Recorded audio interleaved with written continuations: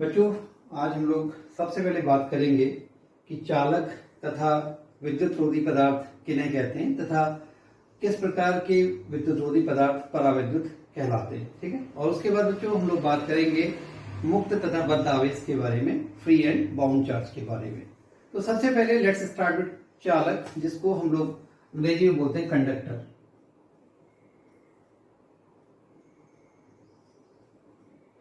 ठीक है ना, कंडक्टर। कंडक्टर या चालक पदार्थ क्या होते हैं बच्चों? ऐसे पदार्थ जिन्हें जब हम किसी बाह्य विद्युत क्षेत्र में रखते हैं तो बाह्य विद्युत क्षेत्र में रखे जाने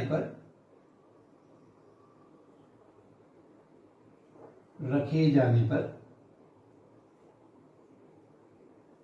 जिन पदार्थों में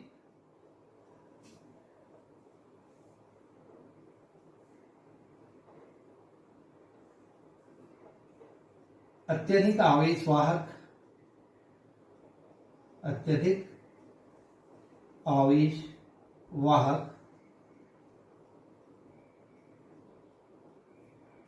किसी एक दिशा में गतिमान हो जाते हैं,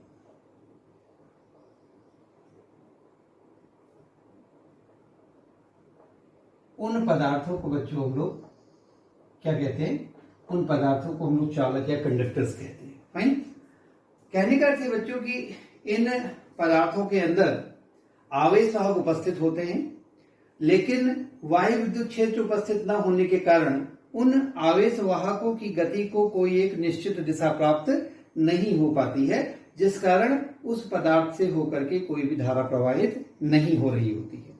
परंतु जब उसे बाह्य क्षेत्र में रखा जाता है तो बाह्य क्षेत्र में रखे जाने के कारण उस पर प्रत्येक आवेश पर एक बल लगता है, और उस बल के कारण वो जो आवेश है, वो आवेश यदि धनावेश है तो बाह्य विद्युत क्षेत्र की दिशा में, तथा यदि ऋणावेश है तो बाह्य विद्युत क्षेत्र की विपरीत दिशा में गतिमान हो जाते हैं। और इस प्रक्रिया को हम कहते हैं कि इनमें क्या बहने लगती है? विद्युत धारा प्रवाहित होने लगती है। तो कहने का अर्थ यह है बच्चों कि जिन पदार्थों से होकर आसानी से विद्युत धारा प्रवाहित हो जाती है, उन पदार्थों को हम लोग विद्युत चालक, इलेक्ट्रिक कंडक्टर्स कहते हैं। ठीक है। जितनी भी मेटल्स हमारे पास हैं बच्चों, जैसे हम लोग बात करें सिल्वर, कॉपर, एल्युमिनियम, आयरन, ये सारी की सारी जो मेटल्स होती हैं बच्चों, ये सारी metals good conductor of electricity होती हैं। उसका कारण यही है कि इन मेटल्स के अंदर हमारे पास फ्री इलेक्ट्रॉन्स अवेलेबल होते हैं, और जब हम इन मेटेलिक पीसेज को, इन मेटल्स के पीसेज को किसी एक्सटर्नल फील्ड में रखते हैं तो एक्सटर्नल फील्ड में इन फ्री इलेक्ट्रॉन्स के ऊपर एक फोर्स काम करने लगता है, एक इलेक्ट्रोस्टैटिक फोर्स काम करने लगता है, जिसकी जो डायरेक्शन होती है opposite to external electric field होती है। और उस डायरेक्शन में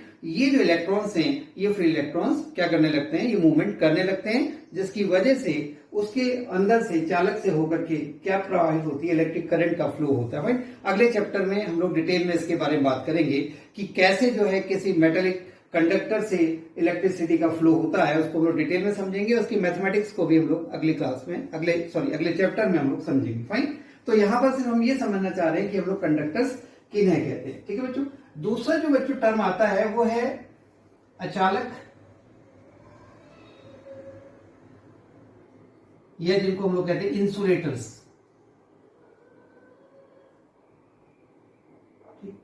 तो बच्चों इंसुलेटर्स क्या होते हैं? इंसुलेटर्स ऐसे पदार्थ होते हैं जिनसे होकर जो इलेक्ट्रिसिटी है, सामान्यतः जिनसे होकर इलेक्ट्रिसिटी का प्रवाह नहीं होता है। जैसे आपके पास एक लकड़ी का टुकड़ा है, अगर आप लकड़ी के टुकड़े के दोनों सिरों के बीच में एक इलेक्ट्रिक सेल जोड़ दें या एक इलेक्ट्रिक बैटरी लगा दें, तो उससे होकर करंट का फ्लो नहीं होगा। क्यों?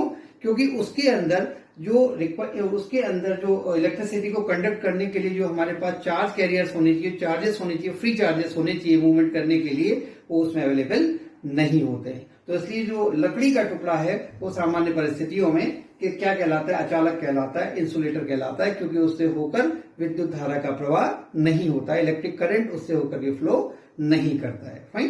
तो वो क्या है? अचालक या इंसुलेटर है। बच्चों इसी में एक टर्म आता है, वो है परावैद्युत, या जिसको हम लोग कहते हैं, इसके टर्म आता है डाइइलेक्ट्रिक।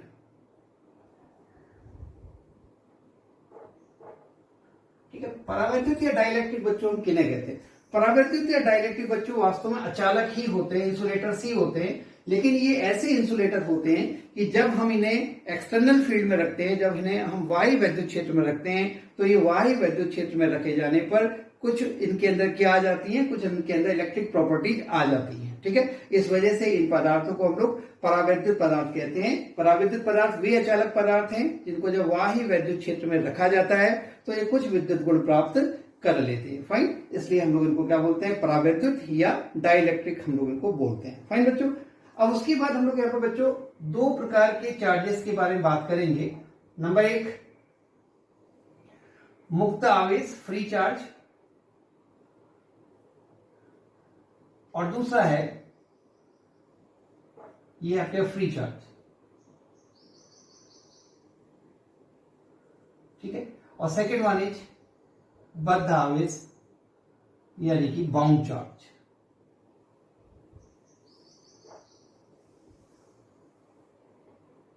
बाउंड चार्ज, ठीक है बच्चों। तो ये फ्री चार्ज और बाउंड चार्ज क्या होते हैं इसको जरा हम लोग समझें। मान लीजिए बच्चों हमारे पास ये एक एटम है,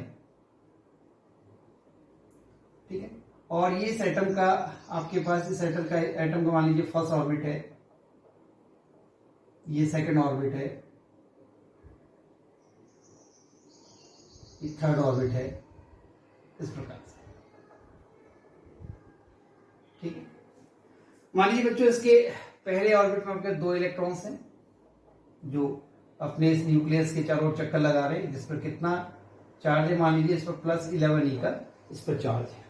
यहां पर आपके 8 है, 1 2 3 4 5 6 7 8, और एक्सटर्नल ऑर्बिट में 1 इलेक्ट्रॉन आपके पास है, फाइन।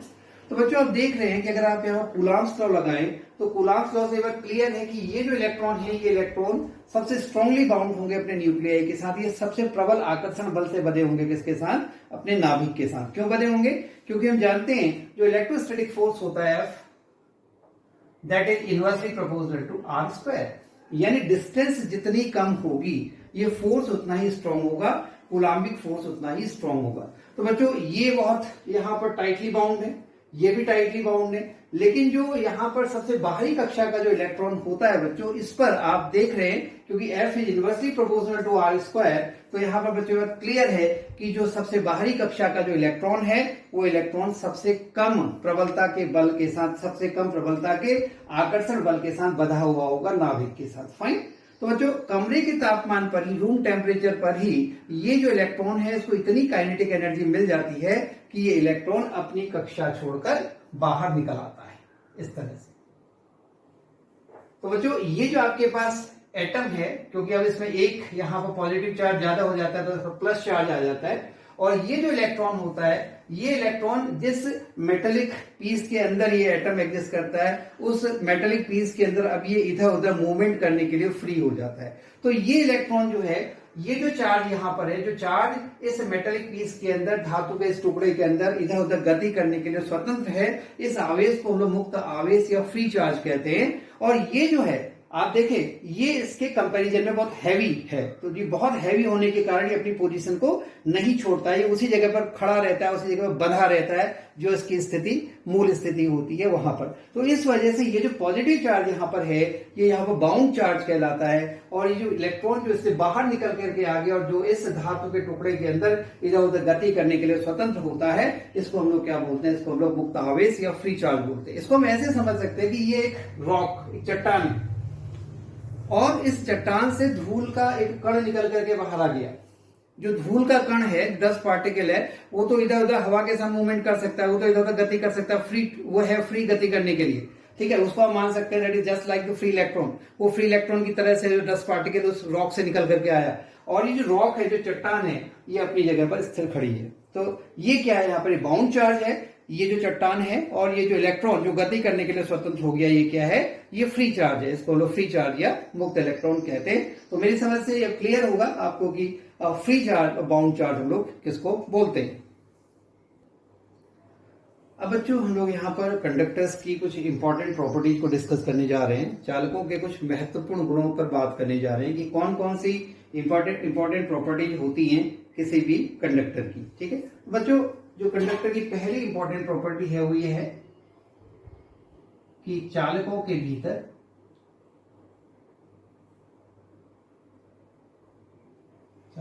भीतर वैद्युत क्षेत्र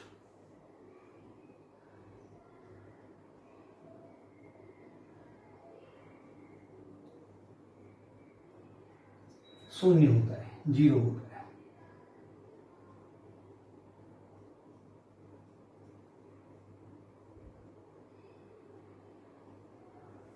यानी electric field inside the conductors is 0। इसको कैसे समझ सकते हैं?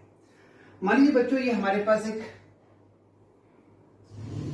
कंडक्टिंग मटेरियल का एक टुकड़ा है, सपोज एक मेटेलिक पीस है। यहां पर हमने इसको एक एक्सटर्नल फील्ड के अंदर रखा, एक्सटर्नल यूनिफॉर्म फील्ड के अंदर रखा, और इस फील्ड को हम प्रोड्यूस कर रहे हैं दो प्लेट्स के थ्रू। पहले वाली प्लेट पर पॉजिटिव चार्ज है और दूसरी वाली प्लेट पर बच्चों नेगेटिव चार्ज है।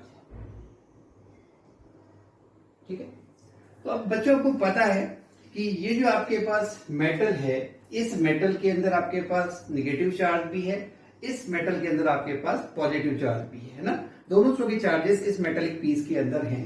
तो बच्चों क्या होता है कि जो आपके पास इसके अंदर नेगेटिव चार्ज हैं, क्योंकि जब आप इसमें फील्ड लगा रहे हैं इधर से इधर की, ये एक्सटर्नल फील्ड है, तो बच्चों क्या होगा कि इसके अंदर जो नेगेटिव चार्ज है, उन नेगेटिव चार्जेस पर एक फोर्स लगेगा, जिसके कारण वो इस तरह से against the direction of electric field यहां पर आकर के इकट्ठा हो जाएंगे। और बच्चों यहां पर जो पॉजिटिव चार्ज है वो along the direction of electric field वो इधर आकर के इकट्ठा हो जाएंगे। यानी कहने का मतलब ये है, इस मेटेलिक पीस पर लेफ्ट साइड में, यानी इस वाली प्लेट की साइड में इनके ऊपर क्या आ जाएगा, नेगेटिव चार्ज आ जाएगा, और यहां पर क्या आ जाएगा, पॉजिटिव चार्ज आ जाएगा। और इसकी वजह से बच्चों इसके भीतर एक इंटरनल फील्ड प्रोड्यूस हो जाएगा। Suppose that field is EP. और बच्चों क्योंकि जितना यहां पर आप देख रहे हैं, जितना यहां पर आपके पास पॉजिटिव चार्ज है उतना ही नेगेटिव चार्ज, और इधर जितना नेगेटिव चार्ज है उतना ही पॉजिटिव चार्ज इसके अंदर क्या हो रहा है, इंड्यूस हो रहा है। तो इस वजह से जो इलेक्ट्रिक फील्ड की वैल्यू है बच्चों, ईपी की वैल्यू उतनी ही होती है जितने की एक्सटर्नल फील्ड हमने यहां पर अप्लाई किया हुआ है। फाइन, ठीक है ना बच्चों। तो जितना यहां पर पॉजिटिव चार्ज है उतना ही इसके अंदर नेगेटिव चार्ज, और जितना नेगेटिव चार्ज है उतना ही पॉजिटिव चार्ज हो गया। तो इस वजह से जो इंटरनल फील्ड यहां पर प्रोड्यूस हो रहा है ईपी, उसकी जो वैल्यू है, उसका जो मैग्नीट्यूड है वो एक्सटर्नल फील्ड के बराबर है। लेकिन आप देख रहे हैं कि इनकी जो डायरेक्शन है दोनों एक दूसरे के अपोजिट है। तो इसलिए बच्चों जब आप यहाँ पर रिजल्टेंट फील्ड निकालेंगे, that will be equal to vector sum of E external plus E P, और इसकी वैल्यू क्या हो जाएगी, 0 हो जाएगी। क्यों?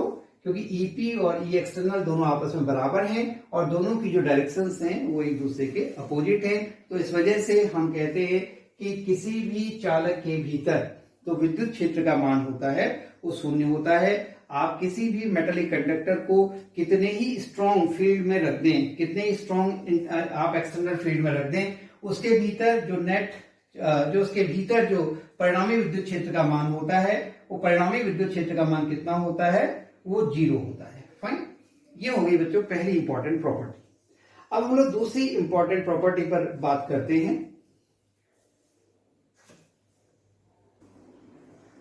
तो बच्चों जो दूसरी प्रॉपर्टी है वो है स्थैतिक स्थिति में किसी चालक को दिया गया अतिरिक्त आवेश केवल इसके पृष्ठ पर स्थित होता है। देखिए बच्चों, पहले तो हम स्थैतिक स्थिति तो आप समझ में आ रही होगी आपकी बात, कि जब कहीं वहां पर हम लोग जो आपके पास जो मेटेलिक कंडक्टर है वो किस स्टेट में है, वो वहां पर स्टैटिक यानी वो स्थिर अवस्था में।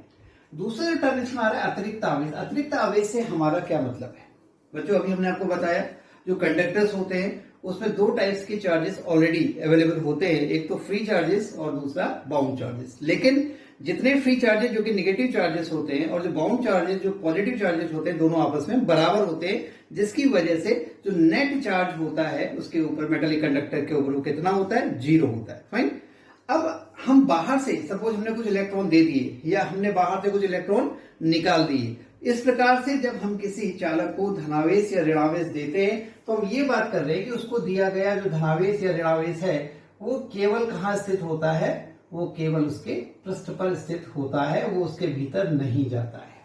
फाइन। इस बात को हम कैसे प्रूव कर सकते हैं, इस बात को प्रूव करने का तरीका क्या है?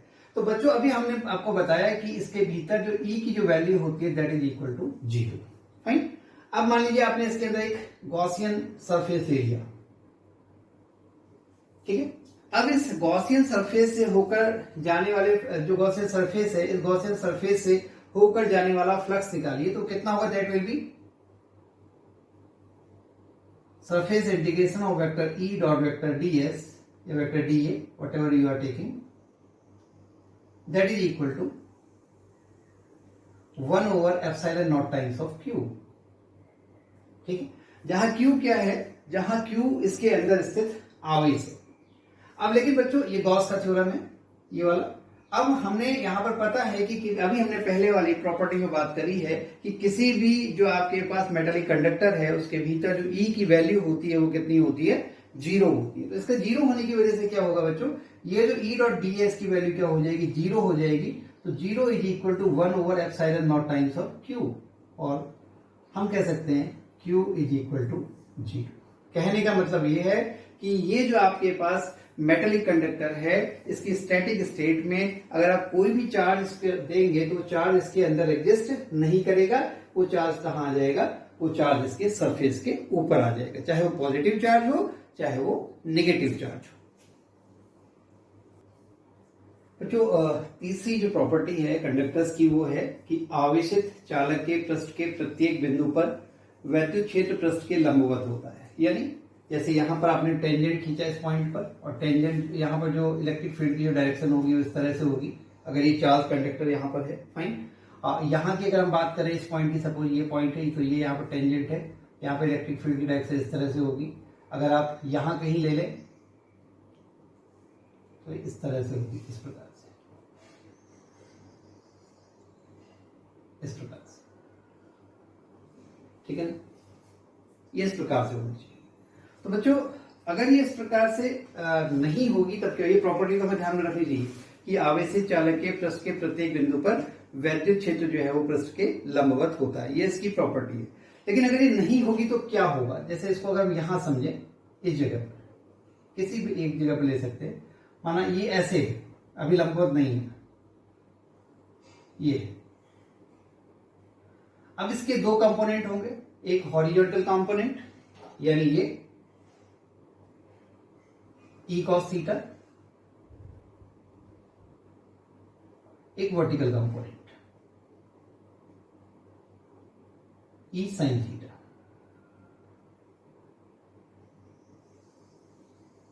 इस प्रकार से। ठीक है, तो बच्चों अब आप ये समझ लीजिए कि जब हमने इसको चार्ज दिया, बाहर से एडिशनल चार्ज दिया, और एडिशनल चार्ज देने के बाद इसका इलेक्ट्रॉन्स का चार्ज का इसके ऊपर रीडिस्ट्रीब्यूशन हो गया, उसके बाद भी अगर वहां पर फिर से एक इस प्रकार का कंपोनेंट अलोंग द सरफेस काम करेगा तो उसके कारण क्या होगा बच्चों? उसके कारण जो यहाँ पर चार्जेस हैं, जो उन चार्जेस के ऊपर एक फोर्स काम करेगा, और उस फोर्स के कारण क्या होगा बच्चों? उस फोर्स के कारण ये जो आपके पास चार्ज है, ये चार्ज इस पर क्या करना स्टार्ट कर देंगे? चार्ज इस पर मूवमेंट करना स्टार्ट कर देंगे, गति करना स्टार्ट कर देंगे। ठीक है,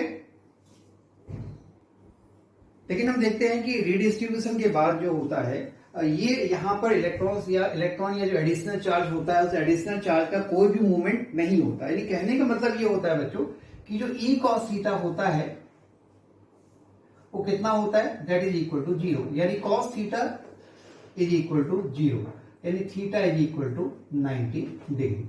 तो बच्चों जब चार्जेस का रीडिस्ट्रीब्यूशन हुआ, चार्ज इसके ऊपर चले गए, स्टैटिक स्टेट में आ गए, इसका मतलब वहां पर कोई भी ऐसा कंपोनेंट नहीं है जो इस सरफेस के अलोंग काम कर रहा है। मतलब अगर कोई ऐसा कंपोनेंट एग्जिस्ट कर रहा है तो उसकी वैल्यू कितनी है? 0 है। यानी दूसरे शब्दों में हम कहें कि जो हॉरिजॉन्टल कंपोनेंट है उसकी वैल्यू कितनी है? 0 है। यानी कॉस थीटा की वैल्यू 0 है। यानी थीटा कितनी डिग्री है? 90 डिग्री। यानी कभी भी ये जो एंगल आपने यहाँ पर थीटा लिया है इसकी वैल्यू हमेशा कितनी डिग्री होगी? 90 डिग्री होगी। वही बात हम लोग यहाँ पर कह रहे हैं कि आवेशित चालक के पृष्ठ के प्रत्येक बिंदु पर वैद्युत क्षेत्र जो होता है पृष्ठ के लंबवत होता है। ठीक है ना। जो अगली प्रॉपर्टी है कि चालक के समस्त आयतन में स्थिर विद्युत विभव का मान नियत होता है।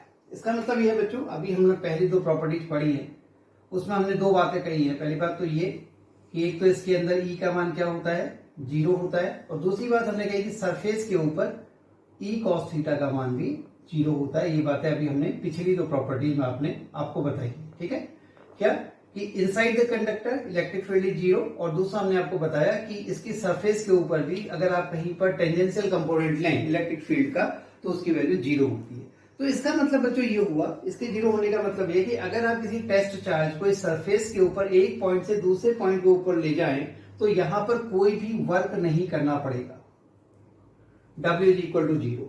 ठीक है, और आप जानते हैं W बराबर कितना होता है, Q not V, implies that Q not delta V कह लीजिए, विभवांतर दो बिंदु के बीच का, Q not delta V is equal to 0, implies that delta V is equal to 0, और what we can say V is equal to constant.